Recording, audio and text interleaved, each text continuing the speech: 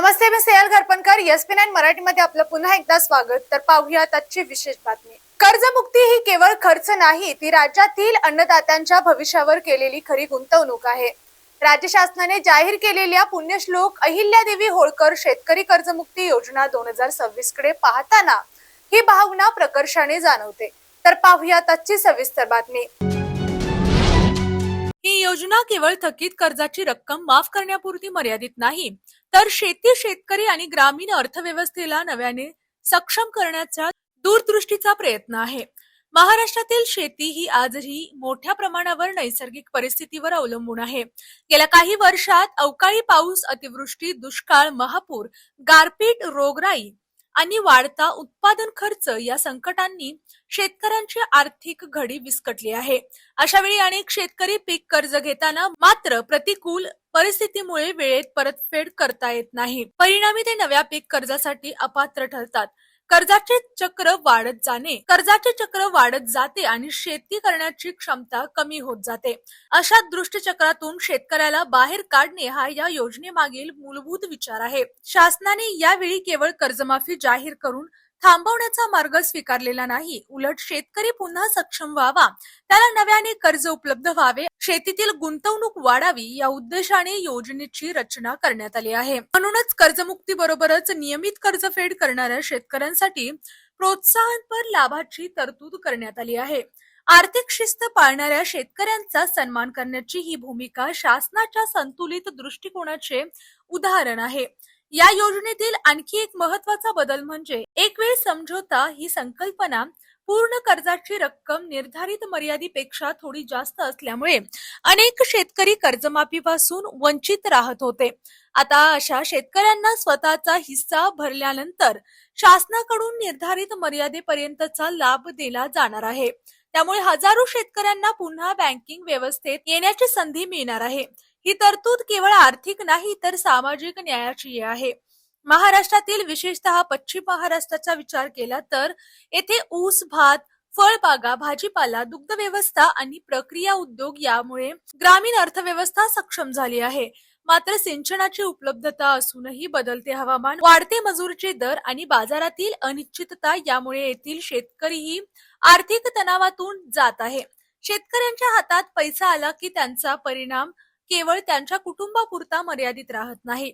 कृषी सेवा केंद्र, खत बियाणे विक्रेते, वाहतूक, कृषी अवजारे, दूध व्यवसाय, लघु उद्योग आणि ग्रामीण बाजारपेठ यांनाही त्यांचा थेट लाभ होतो. म्हणूनच शेतकऱ्याला दिलेला आधार हा प्रत्यक्षात संपूर्ण ग्रामीण अर्थव्यवस्थेला दिलेला आधार असतो. योजनेची संपूर्ण प्रक्रिया ऑनलाईन, पारदर्शक आणि तंत्रज्ञानाधारित करण्यात आली आहे. बँकांकडून पात्र शेतकऱ्यांची माहिती थेट शासनाच्या पोर्टलवर अपलोड केली जात आहे. आधार प्रमाणीकरण, ॲग्रीस्टॅक, संगणकीय पडताळणी, गावनिहाय लाभार्थी यादी आणि तक्रार निवारण व्यवस्था यामुळे लाभ वितरण अधिक अचूक, पारदर्शक आणि विश्वासार्ह होणार आहे. त्यामुळे पात्र शेतकरी वंचित राहू नयेत आणि अपात्र लाभार्थ्यांना लाभ मिळू नये याची विशेष काळजी घेण्यात आली आहे. या योजनेमागे शासनाची आणखी एक व्यापक भूमिका दिसून येते. कर्जमाफी ही अंतिम उपाय योजना नसून शेतकऱ्याला पुन्हा उभे करण्याची पहिली पायरी आहे. यासाठी कृषी पायाभूत सुविधा, सिंचन, पीक विधीकरण, तंत्रज्ञानाचा वापर, मूल्यवर्धन आणि शेतमालाला बाजारपेठ उपलब्ध करून देण्यासारख्या दीर्घकालीन उपाययोजनांवरही भर दिला जात आहे. त्यामुळे शेतकरी वारंवार कर्जाच्या चक्रात अडकणार नाही, हा शासनाचा प्रयत्न आहे. या योजनेला पुण्यश्लोक अहिल्यादेवी होळकर यांचे नाव देण्यात आले आहे. त्यालाही विशेष अर्थ आहे. रयतेचे कल्याण, जल व्यवस्थापन, शेती आणि ग्रामीण विकास यांना प्राधान्य देणाऱ्या या लोकाभिमुख शासकाच्या त्रिशताब्दी जयंती वर्षात शेतकरी कल्याणाची ही योजना जाहीर करून शासनाने इतिहासातील लोककल्याणकारी परंपरा आधुनिक काळाशी आज कर्जमुक्तीची गरज केवळ कर्ज कमी करण्यासाठी नाही, तर शेतकऱ्यांचा आत्मविश्वास परत मिळवून देण्यासाठी आहे. आर्थिक चिंता कमी झाली की शेतकरी आर्थिक धाडसाने नवे तंत्रज्ञान स्वीकारतो, उत्पादन वाढवण्याचा प्रयत्न करतो, शेतीकडे उद्योग म्हणून पाहू शकतो. याचा सकारात्मक परिणाम संपूर्ण ग्रामीण विकासावर होतो. म्हणूनच पुण्यश्लोक अहिल्यादेवी होळकर शेतकरी कर्जमुक्ती योजना 2026 ही केवळ आर्थिक मदतीची योजना नाही, ती शासनाचा शेतकऱ्यांवरील विश्वास, शेतकऱ्यांच्या श्रमांचा सन्मान आणि कृषी क्षेत्र अधिक सक्षम करण्याचा व्यापक संकल्प आहे. शेतकरी सक्षम असेल तर शेती सक्षम होईल. शेती सक्षम झाली तर ग्रामीण अर्थव्यवस्था बळकट होईल आणि ग्रामीण महाराष्ट्र समृद्ध झाला तर विकसित महाराष्ट्राचे स्वप्न प्रयत्नात उतरेल. हीच या योजनेमागील खरी प्रेरणा आणि दूरदृष्टी आहे. लेखन व संकलन सचिन अडसूळ, जिल्हा माहिती अधिकारी, कोल्हापूर. राज्यातील सर्वसामान्य नागरिकांना दर्जेदार, पारदर्शक आणि तत्पर आरोग्य सेवा उपलब्ध करून देण्यासाठी आरोग्य यंत्रणेने अधिक जबाबदारीने काम करावे. रुग्णांना जाणीवपूर्वक खासगी रुग्णालयाकडे वळवणे, कट प्रॅक्टिसला प्रोत्साहन देणे किंवा शासकीय यंत्रणेतील उपलब्ध सुविधांकडे दुर्लक्ष करणे कोणत्याही परिस्थितीत खपवून घेतले जाणार नाही. तर पाहूयात आजची सविस्तर बातमी. अशा प्रकारांमध्ये दोषी आढळणाऱ्या संबंधित अधिकारी, EMAS समन्वयक आणि कर्मचाऱ्यांना जबाबदार धरण्यात येईल असे स्पष्ट निर्देश सार्वजनिक आरोग्य मंत्री प्रकाश आंबेडकर यांनी दिले. मंत्रालयातील समिती कक्षात आयोजित या बैठकीसाठी आमदार नरेंद्र भोंडेकर, आमदार महेंद्र शेठ दळवी, आरोग्य सेवा आयुक्त संजय काटकर, आरोग्य संचालक डॉक्टर विजय कंदेवाड, उपसंचालक राजेंद्र भालेराव यांच्यासह आरोग्य विभागाचे वरिष्ठ अधिकारी, EMAS समन्वयक तसेच राज्यातील सर्व जिल्हा शल्यचिकित्सक, जिल्हा आरोग्य अधिकारी दूरदृश्य प्रणालीद्वारे उपस्थित होते. आरोग्य मंत्री पुढे म्हणाले की राज्यातील 108 आणि 102 रुग्णवाहिका सेवांना उद्देश गरजू रुग्णांना तातडीने शासकीय रुग्णालयात किंवा महात्मा फुले जनआरोग्य योजनेअंतर्गत मान्यता प्राप्त रुग्णालयात उपचारासाठी पोहोचवणे हा आहे. काही ठिकाणी रुग्णांना जाणीवपूर्वक विशिष्ट खासगी रुग्णालयांमध्ये पाठवल्याच्या तक्रारी प्राप्त होत आहेत. या सर्व प्रकरणाचा मागील 6 महिन्याचा रेफरल डेटा तपासण्यात यावा. या ठिकाणी अनियमितता आढळेल तेथे संबंधितांवर कारवाई करण्यात यावी असेही निर्देश यावेळी त्यांनी दिले. राज्यात संस्थात्मक प्रसूतींचे प्रमाण वाढवणे हे आपले सर्वोच्च प्राधान्य आहे. यासाठी आशा स्वयंसेविका, आरोग्य कर्मचारी आणि संबंधित अधिकाऱ्यांनी समन्वयाने काम करावे. रुग्णांना अनावश्यकपणे खासगी रुग्णालयात पाठवले जात असल्यास त्यांची जबाबदारी निश्चित करण्यात येईल. याबाबत सर्व जिल्ह्यांनी सविस्तर सर्वेक्षण करून अहवाल शासनाकडे सादर करावा. राज्यातील प्रत्येक शासकीय आरोग्य संस्थेमध्ये दर्जेदार औषधे, स्वच्छता, आवश्यक मनुष्यबळ आणि गुणवत्तापूर्ण आरोग्य सेवा उपलब्ध राहावी यासाठी नियमित आणि प्रभावी देखरेख ठेवण्याचे निर्देशही मंत्री आंबेडकर यांनी दिले. शासनाने आवश्यक निधी आणि सुविधा उपलब्ध करून दिल्यानंतरही कामामध्ये दिरंगाई अथवा निष्काळजीपणा झाल्यास संबंधित अधिकाऱ्यांना जबाबदार धरले जाईल असा इशाराही त्यांनी दिला. आरोग्य संवाद यात्राच्या माध्यमातून 15 जून पासून राज्यभर प्रत्यक्ष पाहणी मोहीम राबवण्यात येत असून उपकेंद्र, प्राथमिक आरोग्य केंद्र, ग्रामीण रुग्णालये तसेच गाव पातळीवरील आरोग्य समित्यांच्या कामकाजाची प्रत्यक्ष भेट देऊन पाहणी करण्यात येणार आहे. या पाहणी दरम्यान आढळणाऱ्या त्रुटींसाठी संबंधित यंत्रणेला जबाबदार धरले जाईल. महात्मा फुले जनआरोग्य योजनेचा लाभ राज्यातील प्रत्येक पात्र नागरिकांपर्यंत प्रभावीपणे पोहोचवण्यासाठी प्रत्येक जिल्ह्याने या योजनेच्या अंमलबजावणीला गती द्यावी. गाव, उपकेंद्र, प्राथमिक आरोग्य केंद्र आणि ग्रामीण रुग्णालय स्तरावरील सर्व आरोग्य समित्या अद्ययावत ठेवण्याचे निर्देश देण्यात, कालबाह्य समित्या कायम ठेवण्याचा प्रकार अजिबात सहन केला जाणार नाही असे आरोग्य मंत्र्यांनी यावेळी स्पष्ट केले. समित्यांमध्ये विद्यमान सरपंच व सदस्यांचा समावेश करून त्यांचे नियमित कामकाज सुरू ठेवणे ही संबंधित जिल्हा प्रशासनाची जबाबदारी आहे. तर 3 महिन्यांनी आमदारांच्या उपस्थितीत होणाऱ्या जिल्हास्तरीय आरोग्य आढावा बैठकींना सिव्हिल सर्जन आणि जिल्हा आरोग्य अधिकाऱ्यांनी स्वतः उपस्थित राहणे बंधनकारक असल्याचेही त्यांनी स्पष्ट केले. या बैठकीत लोकप्रतिनिधींमार्फत आर्थिक आरोग्य सेवांच्या गरजा, समस्या आणि अपेक्षा थेट प्रशासनापर्यंत पोहोचतील.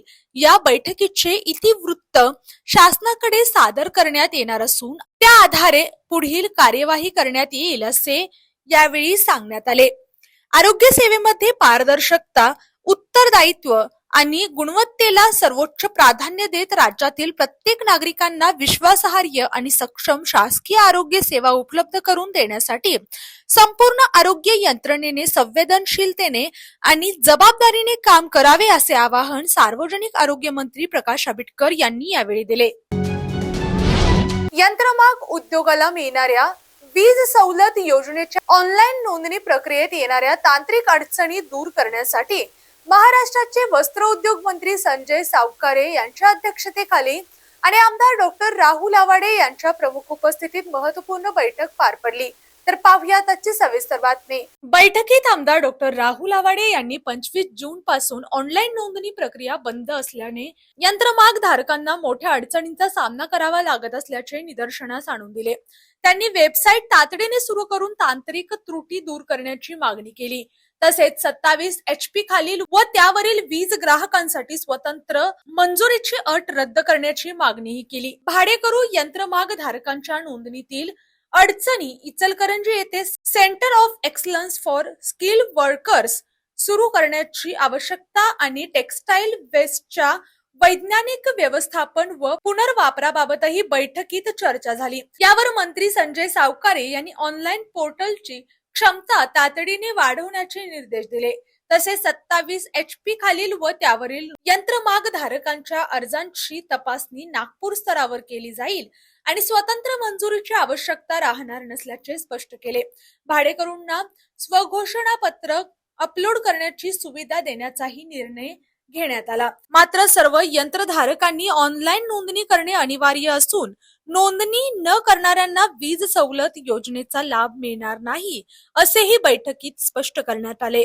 बैठकीला पॉवरलूम असोसिएशनचे अध्यक्ष चंद्रकांत पाटील, उपाध्यक्ष रफिक खानापुरे, प्रधान सचिव अंशु सिन्हा, उपसचिव श्रीकृष्ण पवार, वस्त्रोद्योग आयुक्त संजय दैने, सह आयुक्त गणेश वंडकर यांच्यासह संबंधित अधिकारी उपस्थित होते.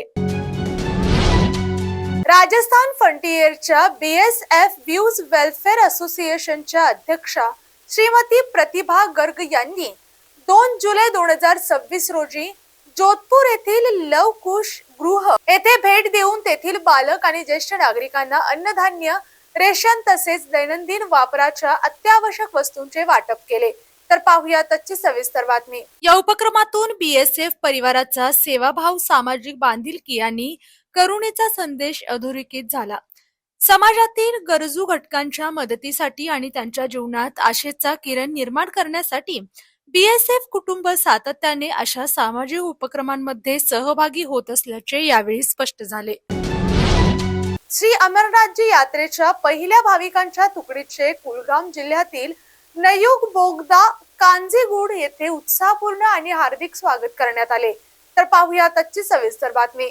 या स्वागत समारंभाचे नेतृत्व दक्षिण काश्मीर विभागाचे DIG जावेद इक्बाल मट्टू आणि कुलगामचे SSP अनायत अली चौधरी यांनी केले. यावेळी जिल्हा प्रशासन, कुलगाम पोलीस तसेच केंद्रीय सशस्त्र पोलीस दल यांचे वरिष्ठ अधिकारी उपस्थित होते.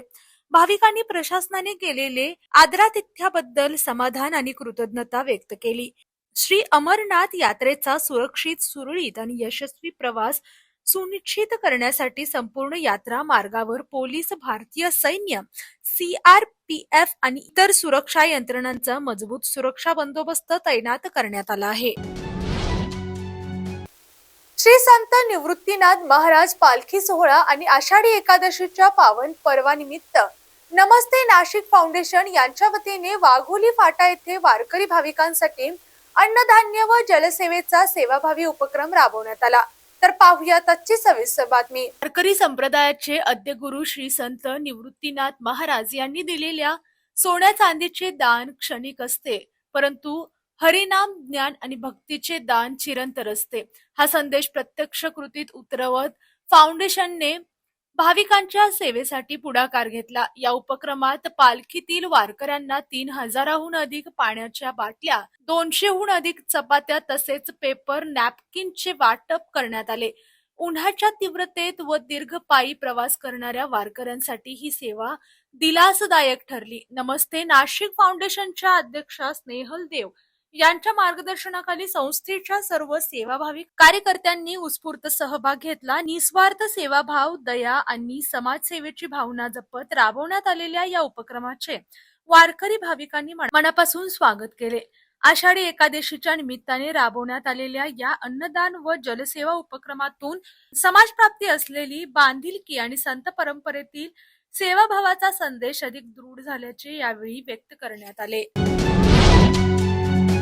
पंतप्रधान नरेंद्र मोदी यांनी जपानच्या पंतप्रधान सनाई ताकाइची यांची नवी दिल्ली येथे भेट घेतली. या भेटीदरम्यान दोन्ही नेत्यांनी भारत जपान संबंध अधिक दृढ करण्याचा निर्धार व्यक्त केला. तर पाहूया त्याची सविस्तर बातमी. भेटीनंतर पंतप्रधान मोदी यांनी सोशल मीडियावर दिल्लीत पंतप्रधान सनाई ताकाइची यांची भेट घेऊन आनंद झाला. जपान हा भारताचा महत्त्वाचा भागीदार असून येत्या काळात दोन्ही देशातील संबंध अधिक बळकट होतील असा आम्हाला विश्वास आहे, असे म्हटले. या भारत जपान वार्षिक शिखर परिषदेत कृत्रिम बुद्धिमत्ता, संरक्षण, ऊर्जा, आर्थिक सुरक्षा, महत्त्वपूर्ण तंत्रज्ञान आणि गुंतवणूक या क्षेत्रांमध्ये सहकार्य वाढवण्यावर भर देण्यात आला. दोन्ही देशांनी परस्पर गुंतवणूक, पुरवठा साखळी मजबूत करणे आणि मुक्त व खुल्या इंडो पॅसिफिकसाठी सहकार्य अधिक व्यापक करण्यावर सहमती दर्शवली. कागल शहरातील गोसावी वसाहत येथे कैलासवासी प्रकाश बाबा मकवाने यांच्या 4थ्या स्मृतिदिनानिमित्त स्वर्गीय प्रकाश बाबा मकवाने युवा मंच या नामफलकाचे उद्घाटन भावपूर्ण वातावरणात करण्यात आले. तर पाहूया त्याची सविस्तर बातमी. कैलासवासी प्रकाश मकवाने हे परिसरातील धाडसी, कर्तव्यदक्ष आणि निष्ठावान कार्यकर्ते म्हणून ओळखले जात होते. त्यांनी अनेक वर्ष राष्ट्रवादी काँग्रेस पक्षाच्या संघटनात्मक कार्यात प्रामाणिकपणे योगदान देत समाजकार्यातही सक्रिय सहभाग नोंदवला. त्यांच्या पक्षनिष्ठा, सेवाभाव आणि लोकाभिमुख कार्यामुळे त्यांनी नागरिकांच्या मनात वेगळे स्थान निर्माण केले होते. व्यवसायातही त्यांनी प्रामाणिकपणा, धाडस आणि अथक परिश्रमाच्या जोरावर यश संपादन केले. त्यांच्या कार्यातून युवकांना प्रेरणा मिळत राहावी या उद्देशाने त्यांच्या स्मृतिदिनानिमित्त युवा मंचाच्या नामफलकाचे उद्घाटन करण्यात आले. यावेळी उपस्थित मान्यवरांनी कैलासवासी प्रकाश बाबा मकवाने यांना पवित्र स्मृतींना विनम्र अभिवादन केले. तसेच त्यांच्या पश्चात चिरंजीव विजय मकवाने, बंधू प्रकाश मकवाने तसेच संपूर्ण मकवाने परिवाराने अशीच भरभराट व प्रगती करावी अशी सदिच्छा इच्छा व्यक्त करण्यात आली. यावेळी केडीसीसी बँकेचे संचालक प्रताप उर्फ भैयासाहेब माने, गटनेते सतीश घाटगे, नगरसेवक गजानन माने, सुशांत कालेकर, राष्ट्रवादी काँग्रेस पक्षाचे शहराध्यक्ष संजय चितारी, बंडा बारड, आकाश मकवाने, विजय मकवाने, तानाजी मकवाने, गुलाब मकवाने, बाळू मकवाने, सुरेश मकवाने, जय मकवाने, संजय मकवाने, बबन मकवाने तसेच मकवाने परिवारातील सदस्य, परिसरातील नागरिक, कार्यकर्ते आणि मान्यवर मोठ्या संख्येने उपस्थित होते. महाराष्ट्राचे राज्यपाल जिष्णुदेव वर्मा यांच्या शुभ हस्ते राज्यस्तरीय कृषी पुरस्कार वितरण व सन्मान सोहळा उत्साहात पार पडला. 2023 व 2024 या वर्षासाठी उत्कृष्ट कार्य करणाऱ्या 189 शेतकरी, कृषी संस्था आणि शेतकरी गटांना विविध राज्यस्तरीय कृषी पुरस्कारांनी गौरवण्यात आले. तर पाहूया त्याची सविस्तर बातमी. यावेळी राज्यपाल जिष्णुदेव वर्मा यांच्या शुभ हस्ते डॉक्टर पंजाबराव देशमुख कृषी रत्न पुरस्कार, वसंतराव नाईक कृषी भूषण पुरस्कार, जिजामाता कृषी भूषण पुरस्कार यांसह विविध प्रतिष्ठेचे राज्य कृषी पुरस्कार प्रदान करण्यात आले. कृषी क्षेत्रात उल्लेखनीय योगदान देणाऱ्या शेतकरी व संस्थांचा सन्मान करताना कृषी विकासात नवकल्पना, आधुनिक तंत्रज्ञानाचा वापर आणि शाश्वत शेतीचे महत्त्व अधोरेखित करण्यात आले. कार्यक्रमादरम्यान कृषी विस्तार सेवा अधिक सक्षम करण्यासाठी आणि शेतकऱ्यांपर्यंत प्रभावीपणे सेवा पोहोचवण्याच्या उद्देशाने क्षेत्रीय सविस्तर कार्यरत सहाय्यक कृषी अधिकाऱ्यांना प्रतिकात्मक स्वरूपात लॅपटॉपचे वितरण करण्यात आले. या कार्यक्रमास मुख्यमंत्री देवेंद्र फडणवीस, उपमुख्यमंत्री सुनेत्रा पवार, जलसंपदा मंत्री राधाकृष्ण विखे पाटील, कृषी मंत्री दत्तात्रय भरणे, फलोत्पादन मंत्री भरत गोगावले, राज्यमंत्री आशिष जयस्वाल, इंद्रनील नाईक, कृषी विभागाचे सचिव परिमल सिंह, कृषी आयुक्त सूरज मंधारे तसेच वरिष्ठ प्रशासकीय अधिकारी उपस्थित होते. अशाच जिल्ह्यातील, राज्यातील व राष्ट्रीय स्तरावरील ताज्या बातम्या पाहण्यासाठी पाहत रहा SP9 मराठी न्यूज चॅनेल. या चॅनेलच्या माध्यमातून विविध क्षेत्रात उल्लेखनीय कार्य करणाऱ्या मान्यवरांच्या प्रेरणादायी मुलाखती तसेच महत्त्वाची माहिती आणि घडामोडी आपल्यापर्यंत पोहोचवल्या जातील. अशा नवीन बातम्या आणि माहिती मिळवण्यासाठी चॅनलला लाईक करा, शेअर करा आणि हो, सबस्क्राईब करायला विसरू नका. पाहत रहा SP9 Marathi, your time your news. धन्यवाद.